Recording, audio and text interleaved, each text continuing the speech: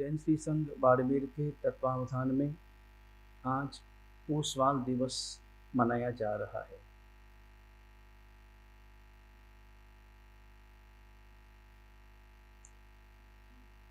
इस विषय की चर्चा हम फिर कभी करेंगे कि ओसवाल की स्थापना किस संवत में, कब, कैसे, किस रूप में हुई।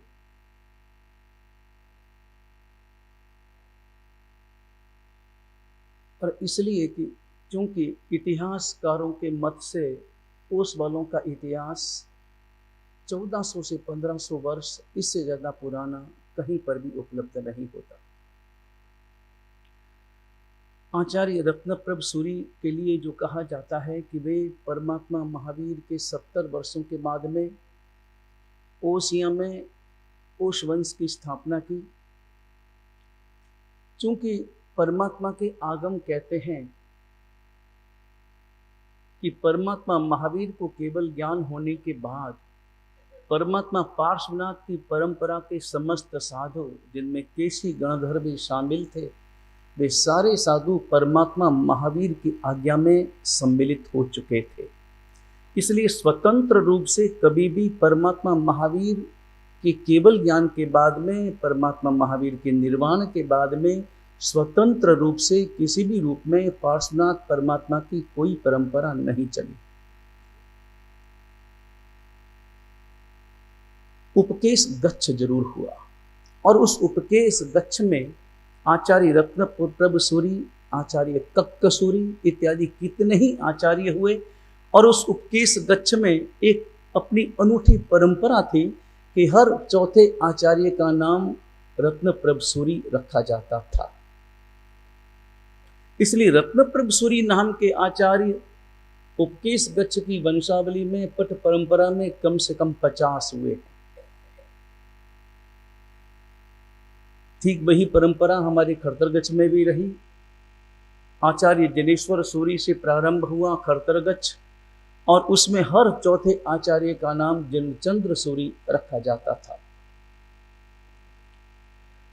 लेकिन ओसवाल वंश, उसकी स्थापना किस संवत को हुई, किस तिथि को हुई, कोई इतिहास उपलब्ध नहीं है। लेकिन आचार्य भगवंतों ने मिलकर श्रावण बदी चतुर्दशी को ओसवाल दिवस मनाना निश्चित कर दिया। एक दिवस हो जिस रोज हम मिल बैठकर अपनी जाति के बारे में, अपने वंश के बारे में, अपने कुल के बारे में थोड़ी चर्चा कर सकें, निर्णय ले सकें, विचार कर सकें, हम अपने गौरव को भी देख सकें, हम अपने अतीत को भी, वर्तमान को भी, और अपने भविष्य को भी। अतीत की यात्रा आपको मालूम, ओसवाल वंश की स्थापना करने की जरूरत क्यों पड़ी? परमात्मा महावीर का धर्म तो सार्वजनिक था, जातियों में बंधा हुआ नहीं। क्षत्रिय भी परमात्मा महावीर के अनुयायी थे, वैश्य भी, ब्राह्मण भी, शूद्र भी परमात्मा महावीर के धर्म का पालन करते थे। क्योंकि जैन कोई जाति नहीं, जैन एक धर्म है, एक आचार है, एक जीवन जीने की कला है। जैन धर्म एक धर्म है, जाति नहीं। परमात्मा महावीर के मंदिर में क्षत्रिय भी आते, ब्राह्मण भी आते, वैश्य भी आते, शूद्र भी आते। स्वयं परमात्मा महावीर क्षत्रिय थे, इंद्रभूति इत्यादि ब्राह्मण थे, धन्नाशाली भद्र इत्यादि वैश्य थे, तो चित्त संभूत इत्यादि शूद्र जाति के भी मुनि भगवंत थे। और सारे साधु अपने जाति भेद को बुलाकर एक साथ आराधना करते थे, बैठते थे, और परमात्मा की साधना में लीन होकर अपनी आत्मा का कल्याण करते थे। लेकिन समय बदला, पंचम आर्य का प्रभाव, और परिणाम यह हुआ कि लोग धीरे धीरे परमात्मा महावीर की वाणी से अलग होने लगे। साधु जाते उपाश्रय में, लेकिन लोग न मिलते। और ऐसे समय में उन आचार्य भगवंतों ने एक संकल्प लिया, और संकल्प लेकर ओसवाल वंश की स्थापना की। ओस वंश का निर्णय लिया। ओसिया का वातावरण, आचार्य भगवंत पधारे हैं चातुर्मास के लिए, चातुर्मास प्रारंभ हुआ है, और आचार्य भगवंत अपनी साधना में लीन। लेकिन श्रावकों का, लोगों का आना जाना नहीं। ये धर्म कैसे चलेगा? ये परमात्मा महावीर की वाणी कैसे चलेगी?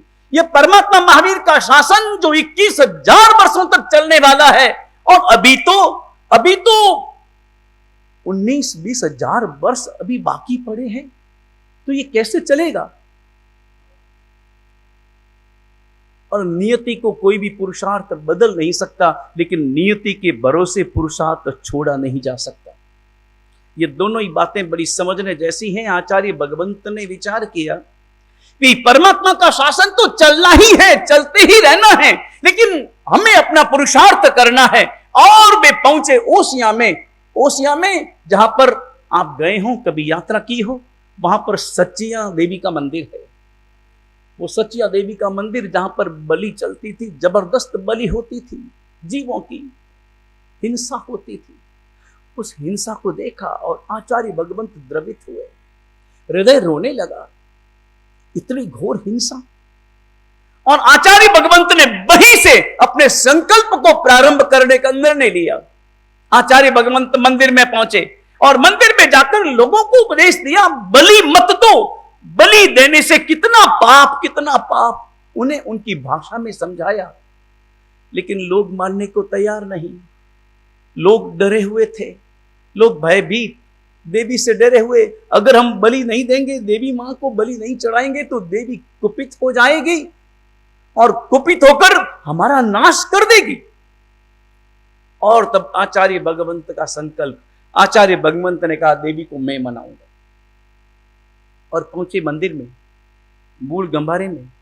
रात को मंदिर बंद हो गया और बाहर लोग बड़े अपने मन में तरह तरह के विचार करने लगे। आचार्य भगवंत अंदर है, देवी रात को कुपित होगी, बलि दी नहीं है। आचार्य भगवंत ने कहा कि अगर आपको बलि देना ही है और देवी को बलि लेना ही है, तो आप पशु रख दो अंदर। अगर देवी को बलि लेनी होगी तो अपने आप ले लेंगे, आप क्यों करते हो? और आचार्य भगवंत मंदिर में, और रात का समय, इतिहास कहता है रात को देवी आई। आचार्य भगवंत अपनी साधना में लीन थे, अपनी आंखें बंद की, अपने जाप में लीन थे। उनका तेज, उनके ब्रह्मचर्य का तेज, उनकी साधना का तेज। और देवी रात को प्रकट हुई, कुपित हुई, मेरी बलि कहां है? और तब आचार्य भगवंत को देखा, आचार्य भगवंत पर नजर पड़ी। आधा क्रोध तो उनके दर्शन से ही चला गया। आचार्य भगवंत का जो अपना स्वतंत्र, अद्भुत, अनुपम तेज था। और तब आचार्य भगवंत ने समझाया, तुमने देव योनि प्राप्त की है, तुम्हारे पास में शक्ति है, क्षमता है, जीवों पर उपकार करने की क्षमता है, और तुम जीवों की हिंसा कर रही हो। इतिहास कहता है कि वो देवी चरणों में पड़ी, हाथ जोड़े और निर्णय किया कि आज से किसी भी प्रकार की कोई बलि वहां नहीं होगी। तब से ओसिया में बलि बंद हो गई।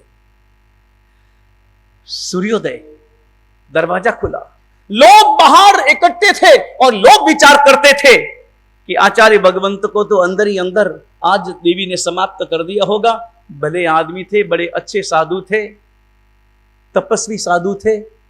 लेकिन जब आचार्य भगवंत बाहर आए और एक तेज और उनके चमत्कार को देखकर वे सारे लोग उनके चरणों में गिरे और चरणों में गिर करके कहा कि भगवान, आज से आप हमारे गुरु हैं, हमें आज्ञा दीजिए, हमें क्या करना है। और तब आचार्य भगवंत ने कहा कि आज से तुम्हें जैन धर्म का पालन करना है, अहिंसा का पालन करना है, परमात्मा की वाणी को अपने जीवन में उतारना है। अलग अलग जातियों के अलग अलग जो लोग आए हुए थे, उन पर वासक्षेप किया, वास चूर्ण डाला, उनको जैन धर्म में दीक्षित किया और उसी दिन ओसवाल संघ की स्थापना हो गई। अलग अलग गोत्र बने, विभिन्न गोत्र बने। वर्तमान का जो ओसवाल समाज हमें नजर आता है, केवल ओसवाल ही नहीं, ओसवाल के साथ साथ पोरवाल, श्रीमाल, खंडेलवाल इत्यादि जो विस्तृत समाज नजर आता है, उस समाज के निर्माण में उन पूर्वाचार्य भगवंतों का, वो चाहे उपकेश गच्छ के हों, खरतर गच्छ के हों, आंचल गच्छ के हों, तपा गच्छ के हों, उन आचार्य भगवंतों का जबरदस्त योगदान रहा है गोत्रों के निर्माण में। वो दादा गुरुदेव जी दत्त सूरी महाराज जिन्होंने 1,30,000 परिवारों को जैन बनाया। आचार्य जिनेश्वर सूरी महाराज जिन्होंने श्रीपति और डड्डा गोत्र की स्थापना की। जिन कुशल सूरी महाराज, लगातार ये परंपरा चली, लेकिन खेद है कि ये परंपरा आगे नहीं चल पाई। अगर वर्तमान में हमें अपने जैन समाज की अभिवृद्धि करना है तो गोत्र निर्माण की जो प्रक्रिया है उसको चालू रखना चाहिए। ओसवाल वंश, क्या ओसवालों का इतिहास है। अभी अभी हमारे मुनिराज ने कहा, बहन महाराज ने कहा, ओस वंश का क्या गौरवशाली अतीत रहा है। महाजनो येन गत स पंथा, महाजन जिधर से निकल जाता वो रास्ता सबके लिए उपादेय बन जाता, ग्रहण करने योग्य बन जाता। वही रास्ता होता जिस रास्ते पर महाजन चलता। कोई महाजन अगर तिलक लगाकर कोर्ट में पहुंच जाता तो जज भी विचार करता यह व्यक्ति जैन है, परमात्मा महावीर का अनुयायी है, परमात्मा महावीर के सिद्धांतों को स्वीकार करने वाला है। यह व्यक्ति झूठ नहीं बोलता, इसे शपथ दिलाने की कोई जरूरत नहीं है। इसने तो जिंदगी भर की शपथ ली है कि यह कभी भी बेईमानी नहीं करेगा, कभी भी असत्य का उच्चारण नहीं करेगा। एक जैन समाज का जो एक अद्भुत गौरव था, समस्त समाज के हृदय में, समस्त लोगों के हृदय में, कहीं पर भी कोई विवाद होता तो जैन समाज के लोगों को बुलाया जाता। कुछ ही वर्षों पहले आपको मालूम हो, जैसलमेर के महाराजा के पास में वर्तमान के पाकिस्तान, मगर उस समय में हिंदुस्तान का हिस्सा, ऐसे हाला और मुल्तान वाले वहां के बादशाह, वहां के जो भी उनके राजा थे बादशाह के रूप में, वो सब आए और आकर के कहा हमारे यहां पर सब कुछ है मगर हमारे यहां पर ओसवाल परिवार नहीं है। 5 परिवार आप हमें दीजिए, हम ले जाना चाहते हैं वहां अपने नगर में, ताकि हमारे नगर की व्यवस्था सुंदर रूप से चले। 5 परिवार लेकर के गए थे यहां से। जब बाद में हिंदुस्तान पाकिस्तान हुआ, जैसलमेर के महारावल ने कहा कि आप लेकर के जाओ, मगर कभी भी किसी भी प्रकार की समस्या हो, सुरक्षा करने की जिम्मेदारी आपकी है। वापस कोई कारण हुआ तो आपको जैसलमेर, आपको स्वयं को पहुंचाना होगा। जब हिंदुस्तान पाकिस्तान हुआ तब उन लोगों ने उस शपथ को कायम रखा और सुरक्षित रूप से यहां पर पहुंचाया। वो आज जो हाला वाले नजर आ रहे हैं, वो हाला वाले यहीं से पाकिस्तान गए थे और पाकिस्तान से यहां आए। और वो हाला वाले श्रावक, उस वक्त के नगर सेठ और वो श्रावक जिन्होंने अपनी जमीन जायदाद छोड़ी, बड़े बड़े वहां पर जागीरदार थे पाकिस्तान में, बड़ी अपनी सारी जमीनें छोड़ी, जायदाद छोड़ी, और वहां से वो परमात्मा की प्रतिमाओं को साथ में लेकर के आए, परमात्मा के मंदिर की सारी सामग्री साथ में लेकर के आए। अपने आभूषण छूट जाए उसकी चिंता नहीं, लेकिन परमात्मा के मंदिर का झाड़ू भी वो साथ में लेकर के आए, ज्ञान भंडार भी साथ में लेकर के आए। क्या उनके हृदय की परमात्मा के प्रति, परमात्मा के धर्म के प्रति निष्ठा रही है। ओसवालों के बिना तो किसी भी राज्य का शासन नहीं चला। जैसलमेर अपने उदयपुर में, जिस वक्त में उदयपुर में वहां का राजा कर्जदार हो गया तो लेकर के गए जैसलमेर से हमारे जोरावर मलजी बाखड़ा परिवार, वहां लेकर के गए और उनको सौंपा ये पूरा राज्य, आप संभालो ताकि राज्य सुव्यवस्थित रूप से चले। और उन्होंने संभाल कर उस राज्य की पूरी सुंदर सुव्यवस्था की। ऐसे ऐसे ओसवाल के इतिहास को आप जानो। गुजरात में एक बार जब अकाल पड़ा, खतरनाक अकाल पड़ा, वहां का बादशाह विचार में पड़ गया, अनाज मिलता नहीं, अनाज महंगा हो गया, घोर अकाल पड़ गया। 1 साल 2 साल 3 साल लगातार अगर अकाल पड़ जाए तो क्या दशा हो, लोग भूखे मरने लगे, खाएं क्या। और ऐसे समय में वहां के बादशाह ने वहां के नगर सेठ को बुलाया और नगर सेठ को बुला करके कहा, नगर सेठ आप शाह कहलाते हैं, हम बादशाह कहलाते हैं, हम बाद में शाह हैं, आप पहले शाह हैं। आपकी जिम्मेदारी है कि पूरे गुजरात को भोजन कराना है, 1 साल तक भोजन कराना है। कैसे कराना है आप जाने, यह मेरा निवेदन भी है और मेरी चेतावनी भी। बादशाह ने 2 बातें कही। मेरा निवेदन है कि भोजन आपको ही कराना है, क्योंकि आपके सिवाय कोई बचा नहीं सकता समाज को, हमारी प्रजा को। और इसके साथ चेतावनी भी, अगर नहीं कराया तो आपकी शाह पदवी छीन ली जाएगी, आगे से शाह नहीं कहलाएंगे। और वो नगर सेठ विचार में पड़ गए। मीटिंग बुलाई, एक मीटिंग बुलाई, सारे लोग हाजिर हुए और चिंतन व्यक्त करते हुए कहा, चिंतन में चिंता व्यक्त करते हुए कहा कि हे मेरे भाइयों, मेरे साधर्मिक बंधुओं, आज अपने ऊपर एक बहुत बड़ी आपत्ति आई है। और आपत्ति नहीं आई, हमें एक काम करना है, पूरे समाज की रक्षा करनी है।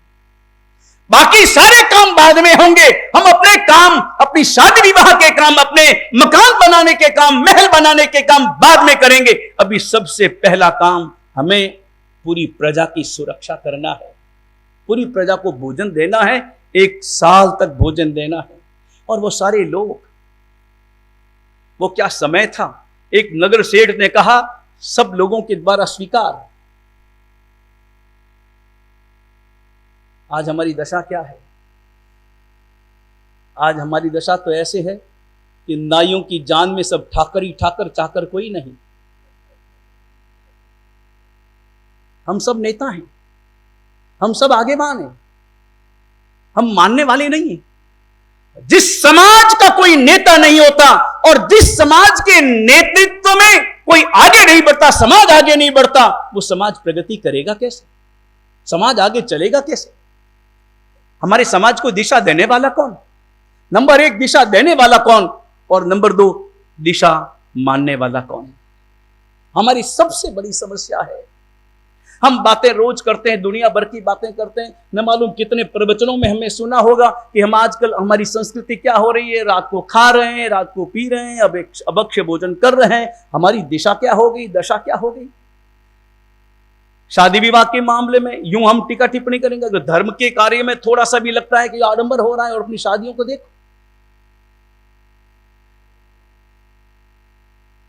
दुनिया भर के खर्चे रिसोर्ट में जाकर। एक जैन समाज का व्यक्ति अपने जैन समाज के लोगों और मन में विचार भी नहीं आता। आज से 50 साल पहले, 100 साल पहले कभी इस प्रकार की कोई घटना होती तो मन में डर लगता, शर्म आती कि ये मैंने क्या कर लिया, ये मुझसे क्या हो गया। और आज छाती फुला के करता है, और आज जो नहीं करता है उसे शर्म आती। समय इतना बदल गया, आज जो नहीं करे, अरे संपन्न होकर के, ऐसा होकर के ऐसा किया, यहां किया, अपने समाज के भवन में कर लिया, कोई रिसोर्ट नहीं मिला, कोई नाकोड़ा नहीं मिला, कोई और, अभी तो नाकोड़ा, पुष्कर और पता नहीं कहां कहां। मीठा में दुकड़म, कोई नाराज मत होना, हमारे अपने ही लोग हैं, और हम अपने लोगों से बात नहीं करेंगे तो किनसे करेंगे? लेकिन एक बात यह भी समझ लेना कि व्यक्तिगत ये निर्णय नहीं हो सकता, व्यक्तिगत निर्णय नहीं हो सकता। ये निर्णय, कुछ निर्णय समाज के स्तर पर होते हैं, सामाजिक स्तर पर किए गए निर्णय सर्वमान्य होते हैं, सर्वमान्य करने होते हैं। लेकिन पहले चलता ही था ना, आज से पहले चलता ही था ना। यहां बाढ़ में भी चलता था, शिवांची में भी चलता था, बालोत्र में भी चलता था, सब जगह चलता था। यहां बाड़मेर में भी खूब नियम चलते थे। मेरे पास पुराने नियमों की कितनी किताबें पढ़ी, समाज के द्वारा प्रकाशित, इतने आइटम होंगे, इतने ही होंगे, सब कुछ चलता था। लेकिन अभी जैसा कहा था, तोड़ने वाले कौन? हम ही तोड़ते। नियम बनाने वाले सबसे पहले तोड़ते, उनके घर में जब प्रसंग हो तो तोड़ते। लेकिन पुरानी बातों को हमें छोड़ना होगा, एक नया सवेरा, एक नया सूरज अपने जीवन में लाओ, नया प्रकाश। भूल जाओ पुरानी बातें। लेकिन हमें अगर समाज की सुरक्षा करनी है, 2 काम करने हैं, समाज का संवर्धन, समाज की सुरक्षा। समाज हमारे लिए महत्वपूर्ण है।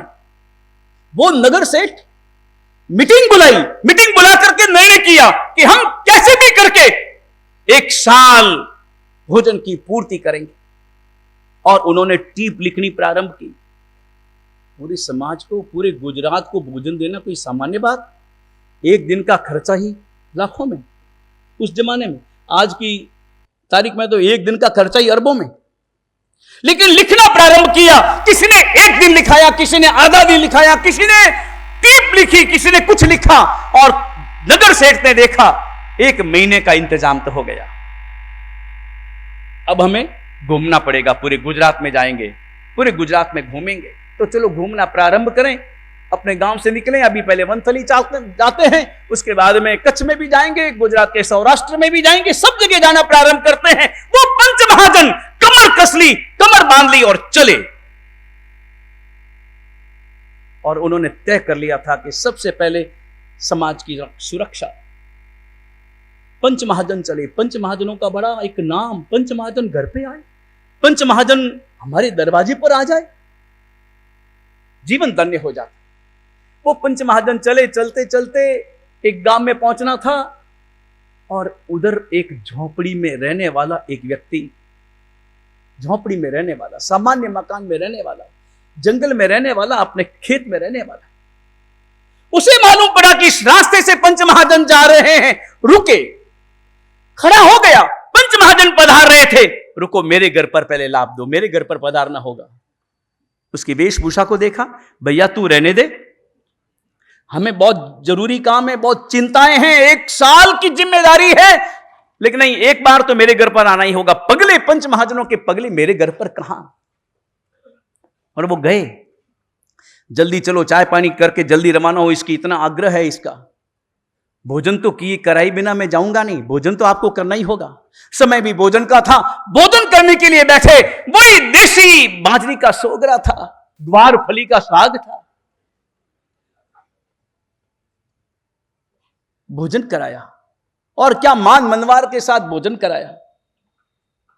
और ध्यान रहे, भोजन महत्वपूर्ण नहीं है, आपकी मान मनवार बहुत ज्यादा महत्वपूर्ण है। यहां भी जो भी बाहर के लोग आते हैं ना, बाहर से जो भी मेहमान आते हैं ना, वो आकर के कहते हैं महाराज साहब हम भी बहुत जगह गए हैं, मगर आपके बाड़मेर जैसी मान मनवार तो हमने कहीं नहीं देखी। भाई बहुत गजब मान मनवार करते हैं। और क्या आपने सेवक वहां पर स्वयं खड़े रहकर अपने हाथों से भोजन कराते। भोजन करने के बाद में कहा, उस व्यक्ति ने कहा कि पंच महाजन आप कहां पधार रहे हैं, किस काम के लिए। उन्होंने बताया कि इस प्रकार का कार्य है और 1 साल का काम करना है। उसने कहा कि मुझे भी थोड़ा लाभ दो, मुझे भी लाभ लेना है। बोल दो भाई तुम क्या लिखना चाहते हो, जो भी तुम्हें 2-4 स्वर्ण मुद्राएं देनी हो दे दो। क्योंकि पंच महाजनों ने देखा था, मकान का रूप देखा था, उस व्यक्ति को देखा था, भोजन का थाल देखा था, सामान्य स्थिति देखी, ज्यादा स्थिति है नहीं, तू भी 2-4 स्वर्ण मुद्राएं तू भी दे दे। उसने कहा कि पहले बई आप मेरे सामने रखो। बई ली, हाथ में कलम ली और अपने हाथ से लिखा 360 पूरे दिनों का लाभ मुझे अकेले को दिया जाए। पूरे 360 दिनों का लाभ। पंच महाजनों ने देखा क्या लिखा है, चश्मा साफ करके 4 बार देखा। तूने लिखा क्या है, कुछ मालूम है? ये 360 मुद्राएं नहीं देनी, स्वर्ण मुद्राएं नहीं देनी, 360 दिनों का लाभ। कितना खर्चा, 1 दिन का खर्चा 1 करोड़ रुपया मानो तो 360 दिनों का 360 करोड़ रुपया है, और तुम्हारी ये दशा। और उसने कहा तुम दोगे कहां से? उसने कहा कि आप पधारो, पहले मेरे नीचे भौरे में पधारो। भौरे में लेकर के गया तो लोगों की आंखें चुंदिया गई। वो सोना देखा, वो हीरे जवाहरात देखे, और तब पंच महाजनों ने कहा कि तुम्हारे पास में इतना पैसा और रहते हो तुम इतनी गरीबी के साथ। उसने कहा नहीं, मैं गरीबी के साथ में नहीं जीता, मैं सादगी के साथ में जीता हूं। मैं गरीबी के साथ में नहीं जीता। गरीबी में और सादगी में अंतर है, अमीरी और दिखावे में भी उतना ही अंतर है। हम दिखावे की जिंदगी जीते हैं, अमीर की जिंदगी नहीं जीते। सादगी में जीना वही अमीरी की जिंदगी है। दिखावा किसको करना है, किसे दिखाना है? हम केवल और केवल दिखावे की जिंदगी जीते हैं। और उस व्यक्ति ने कहा मैं अमीरी की जिंदगी जीता हूं, सादगी के साथ में जीता हूं, मैं पेट भरने के लिए जीता हूं, और मैं परमात्मा महावीर की आज्ञा में जीता हूं। परमात्मा महावीर कह, ये धन मेरा नहीं है, ये धन मेरे पास में है, मगर मेरे पास आया कहां से? मेरे पुण्य से आया, मेरी मेहनत से नहीं आया। मेरी मेहनत से आता तो मेहनत तो करने वाले इस दुनिया में बहुत लोग हैं, उन्हें तो नहीं मिलता। पुण्य से आया है, तो पुण्य से पाया गया धन तो पुण्य का हुआ ना, मेरा कहां हुआ, पुण्य का हुआ। तो पुण्य से पाया गया धन, उस धन को मैं पाप के में कैसे लगा सकता हूं?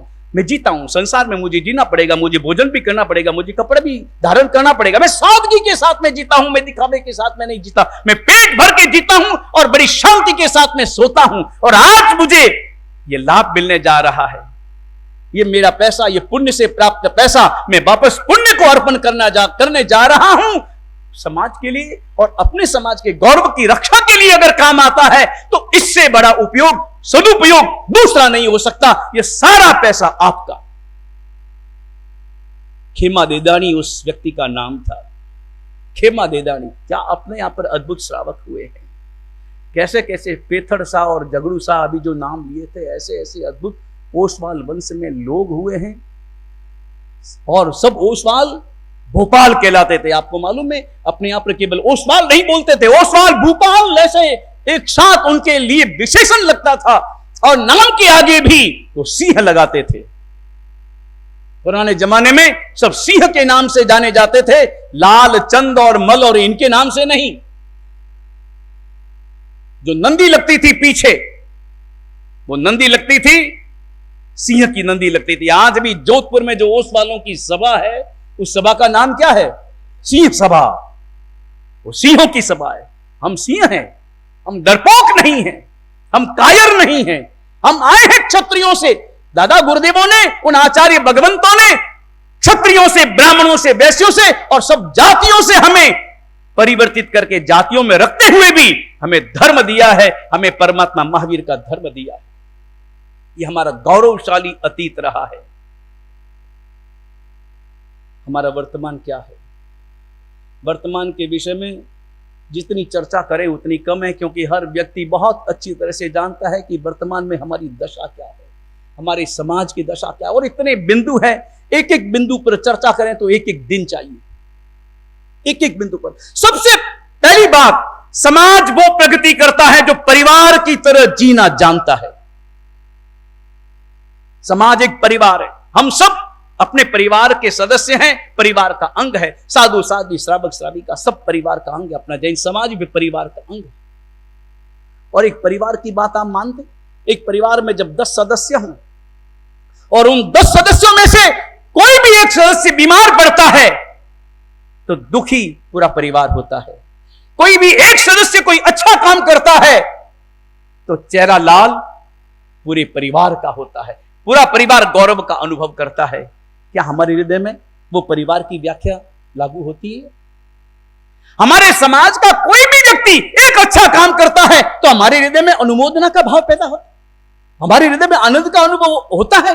ये मेरा, ये देखो मेरा ओसवाल समाज, ये मेरा ओसवाल समाज। अपने अंतर में एक भाव पैदा होना चाहिए, होना ही चाहिए। मन में गर्व का अनुभव होना चाहिए। हमारे बाड़मेर जैन समाज में भी इतने सीए हैं, इतने वो हैं, और हमारे बाड़मेर जिले का एक आईएएस भी बना है, डोसी परिवार का, चौटन परिवार का एक व्यक्ति आईएएस बना है। हृदय में गौरव की अनुभूति होनी चाहिए। हमारे हृदय में गौरव का अनुभव होता है या ईर्ष्या का अनुभव होता है? किसी की संपत्ति को देखकर कोई पड़ोसी पैसों से बढ़ जाए तो हमारे हृदय में ईर्ष्या का अनुभव या अनुमोदना का अनुभव? क्या अनुभव होता है? किसी का यश बढ़ जाए तो यश को देख करके हमारे हृदय में प्रसन्नता का अनुभव या मन में पीड़ा का अनुभव? क्या अनुभव करते हैं हम? एक दूसरे को बढ़ता देखकर, एक दूसरे को सुखी देखकर हमारे हृदय में आनंद का अनुभव होना चाहिए। वो परिवार की व्याख्या है। और किसी अपने समाज के किसी भी व्यक्ति को दुखी देखकर हमारे हृदय में दुख का अनुभव होना चाहिए। उस दुख को दूर करने का काम पहले है। मैं अपना मकान बाद में बनाऊंगा, बाकी सब काम बाद में करूंगा। साधर्मिक भाई वो पहले है, वो सबसे पहले है। आपको मालूम, जोधपुर में एक दायु, हमारा जब चातुर्मास था गुरु महाराज का, जोधपुर में एक महेश्वरी परिवार का एक व्यक्ति रहता था, दाऊजी सारड़ा। गुरु महाराज के बहुत प्रवचन कराते थे, गुरु महाराज के यहाँ खूब आना जाना था, खूब हमारा वार्तालाप होता। दाऊजी सारड़ा ने अपना जीवन अपने समाज को, महेश्वरी समाज को अर्पण कर दिया।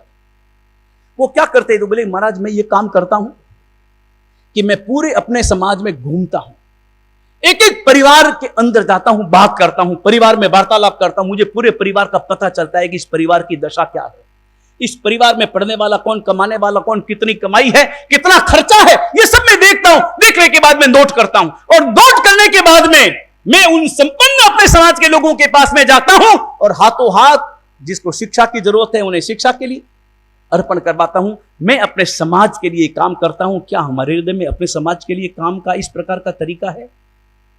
हम कभी घूमते हैं अपने समाज, अपने घरों की व्यवस्था देखते हैं? और एक बात, अपना समाज ऐसा नहीं है, हमेशा देना जानता है, लेना कोई नहीं चाहता, गरीबी में जी लेगा, लेकिन कोई भी अपना हाथ, कोई भी अपना आगे फैलाएगा। लेकिन वो दाऊजी सारडा ऐसे देते थे, देने वाले को पता नहीं मेरा पैसा कहां गया, लेने वाले को पता नहीं मुझे पैसा किसने दिया। ये स्थिति। और हमारी दशा तो बिना ना, हमारी दशा तो यह है कि अगर 5,000 का भी काम करते हैं ना, तो 50,000 का तो विज्ञापन चाहिए, नाम चाहिए, उल्लेख होना चाहिए, ऐसा होना चाहिए, नाम सबसे पहले। हालांकि आज भी वर्तमान में भी ऐसे व्यक्तियों की कमी नहीं है।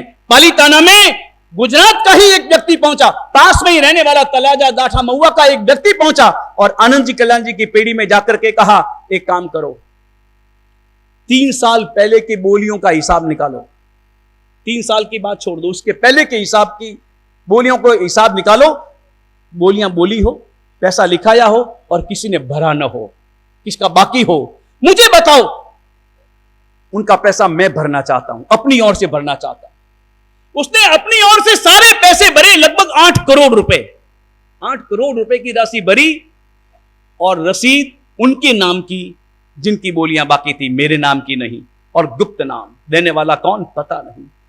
मेरा साधर्मिक भाई कोई कर्जदार नहीं रहना चाहिए, पालीताना में कोई कर्जदार नहीं रहना चाहिए। मेरा साधर्मिक भाई बोलियां बोल दी उस वक्त में, हो सकता है बाद में उसकी स्थिति न रही हो, कोई कारण बना हो, मैं आज चुकाना चाहता हूं। क्या ऐसे लोग हैं अपने आप? अभी मेरा चातुर्मास चेन्नई में था 2 साल पहले, और चेन्नई चातुर्मास में तमिलनाडु का ही एक श्रावक, हमारा बहुत परिचित श्रावक, और उसने आकर के कहा, इस वार्ता को सुनने के बाद में कहा कि गुरु महाराज, मैं सबका तो इतना निपटा नहीं सकता, मेरे में इतनी क्षमता नहीं है, लेकिन आप एक काम करो, जहाज मंदिर में अगर किसी के भी बाकी हों, बोलियां बोल दी हो और बाकी रह गए हों, मैं उसका लाभ लेना चाहता हूं, आप उनके नाम से जमा कर दें, राशि मैं अर्पण करना चाहता हूं। 20 लाख रुपए की राशि उसने अर्पण कर दी।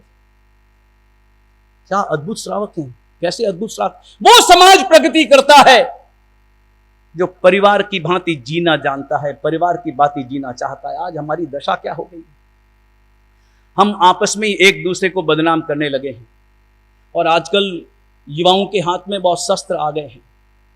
देखो, युवा समाज, हमारा युवा समाज बहुत नैतिक है, मैं ये मानता हूं। हालांकि मानते हैं कि कुछ प्रतिशत में मामला गड़बड़ है, फिर भी मैं ये मानता हूं कि हमारे इतने साधु साध्वियों के उपदेश, इतने चातुर्मास, और कोई ऐसा समाज नहीं जिसके पास में 18,000 20,000 साधु साध्वियों की, ऐसी त्यागी साधुओं की संपदा हो। है कोई ऐसा समाज दूसरा? केवल और केवल जैन समाज है जिसके पास में दिगंबर श्वेतांबर स्थानकवासी तेरापंथी खरतरगत तपागत 3 तुई 4 तुई आंचलगत सब मिला करके 20,000 साधु साध्वी जिनके पास में है, ऐसे त्यागी साधु साध्वी जिनके पास में है, और उनके ही उपदेशों का प्रभाव है इस पंचम काल में भी, इस बिगड़े हुए माहौल में भी, इस मोबाइल और टेलीविजन के खतरनाक बिगड़े हुए माहौल में भी आज भी हमारा समाज 99.99% शुद्ध शाकाहारी है और शुद्ध व्यवहार से चलता है। यह हमारे लिए गौरव की बात, ये केवल उनके कारण है। 0.001% की बात मैं नहीं करता, वो हो सकता है कि कहीं से बिगड़े हुए हैं, हालांकि उन्हें सुधारने का काम भी हमारा है, हमारे समाज का है, उन्हें सुधारना है। और कभी कभी लोग बातें करते हैं भाई कि युवा समाज बहुत बिगड़ गया है, बहुत बिगड़ गया है, लेकिन मैं तो देखता हूं अपने प्रवचनों में आने वाला समाज भी युवा समाज है।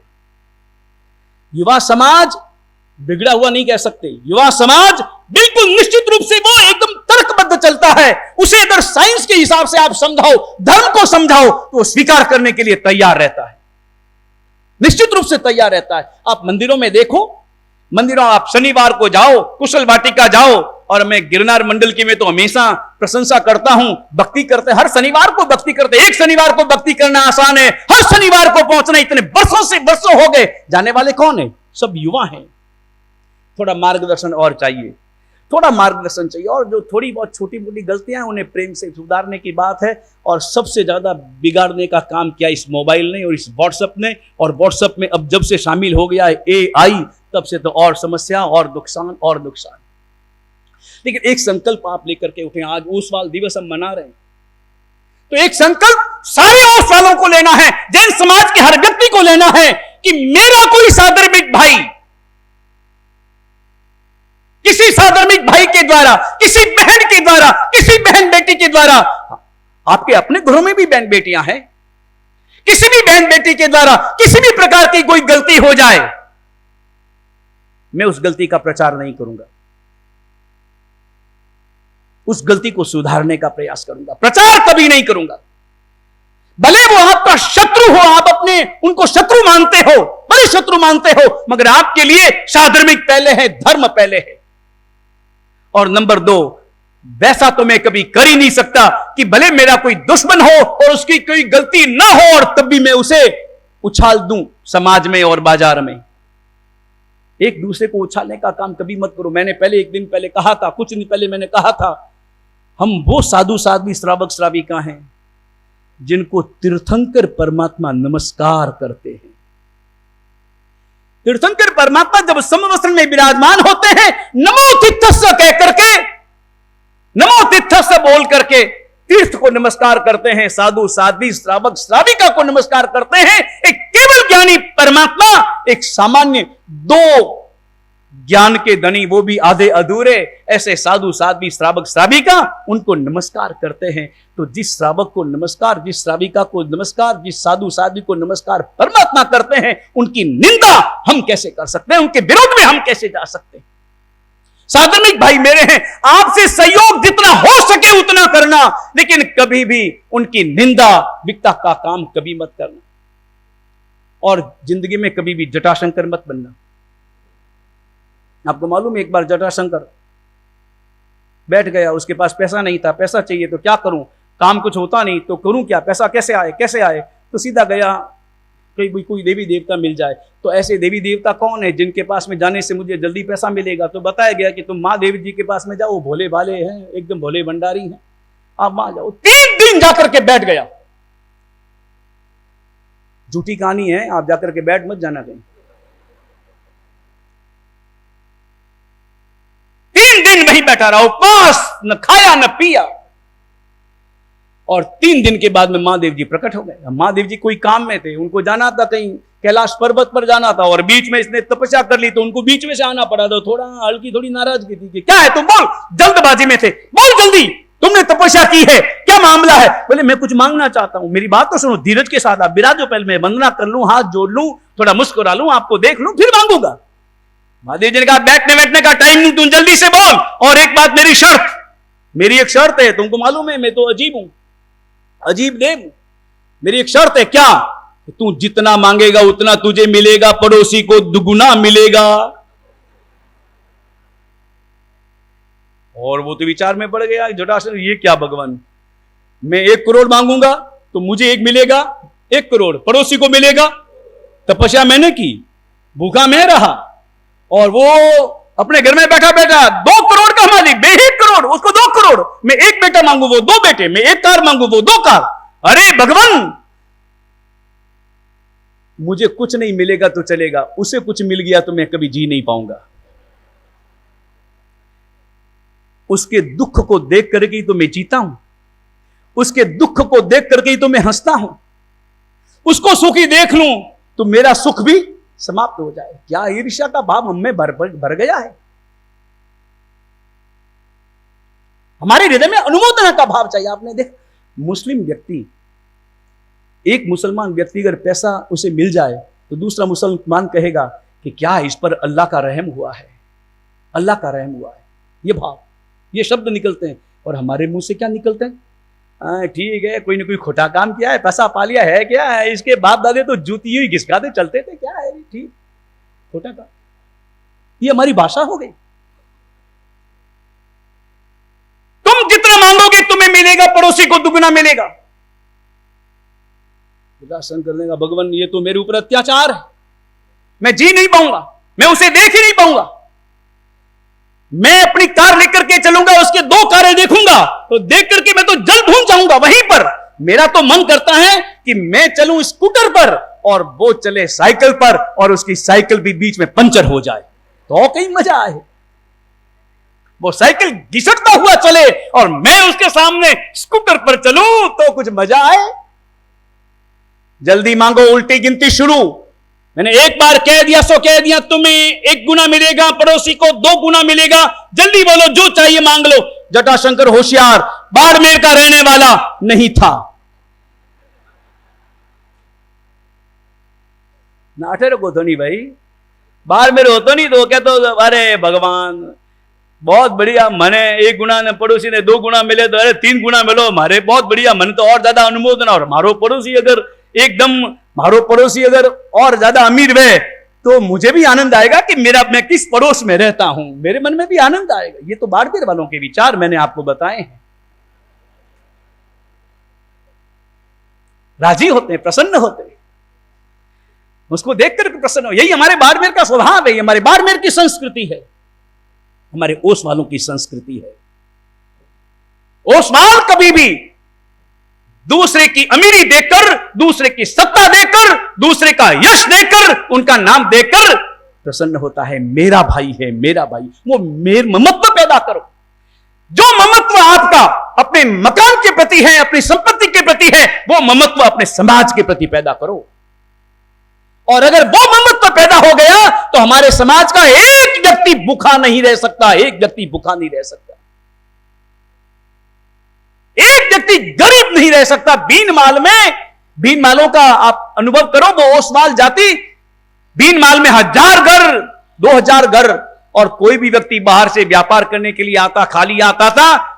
वहां संघ का निर्णय था, जो भी बाहर से आएगा, अपरिचित व्यक्ति, परिचित नहीं है, जो भी आएगा उसे 1 सोने की मोहर दी जाएगी, 1 ईंट दी जाएगी। मोहरों से व्यापार करता, ईंटों से मकान बना लेता, और इस प्रकार वो भी लखपति बन जाता।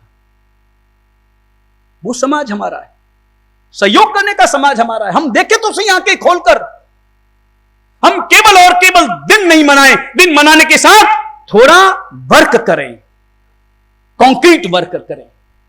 समाज का उत्तरदायित्व है, समाज के नेतृत्व का उत्तरदायित्व है कि वो हमारे समाज को देखे कि अपने समाज में कौन भूखा सोता है, कौन पैसों के बिना पढ़ाई के रह रहा है, पैसे के बिना क्या हो रहा है। जटाशंकर होशियार था, बाड़मेर का नहीं था, और इसलिए उसने, शिव जी ने कहा कि जल्दी मांग। उल्टी गिनती शुरू, 9, 8, 7, फिर खाली रह जाओगे। और तुरंत जटाशंकर ने मांगा, भगवान ये तय है, मुझे जितना मिलेगा पड़ोसी को दुगना। बोले हां, तो फिर एक काम कर दीजिए, मेरी एक आंख फोड़ दीजिए, पड़ोसी की दोनों फूट जाएगी, आनंद आ जाएगा। दूसरे को अंधा बनाने के लिए मैं काना होना मुझे स्वीकार, दूसरे को महादुखी करने के लिए थोड़ा दुख उठा लूंगा तो भी मुझे मंजूर। मैं अपना दुख भूल जाऊंगा उसके दुख को देखकर। क्या मानसिकता है। ओसवाल समाज की हर क्षेत्र में प्रगति कैसे हो, बस वो विचार हमें करना है, तभी हमारा भविष्य निखरेगा। और भविष्य निखारना हमारे हाथों में, अपने वर्तमान के हाथों में है। समाज को चाहिए, हम अपने सीमित समाज में, देखो सब सारे समाज की बात हम कर नहीं सकते, हम अपने अपने समाज में वो समृद्धि लाएं, वो वातावरण लाएं, वो अमीरी लाएं, और इसके साथ साथ वो काम करें कि मेरे समाज में किस व्यक्ति को क्या तकलीफ है। मेरा काम तकलीफ बढ़ाने का नहीं, मेरा काम तकलीफ मिटाने का है। बस वो भाव अगर मेरा मन में पैदा होता है तो निश्चित रूप से हम अपने समाज के लिए एक सार्थक जीवन जीते हैं। ऐसा ही हमारा जीवन हो, ऐसा ही हमारा संकल्प हो। वीतराग परमात्मा की आज्ञा विरुद्ध कुछ भी कहा गया हो, मिच्छामि। धन्यवाद।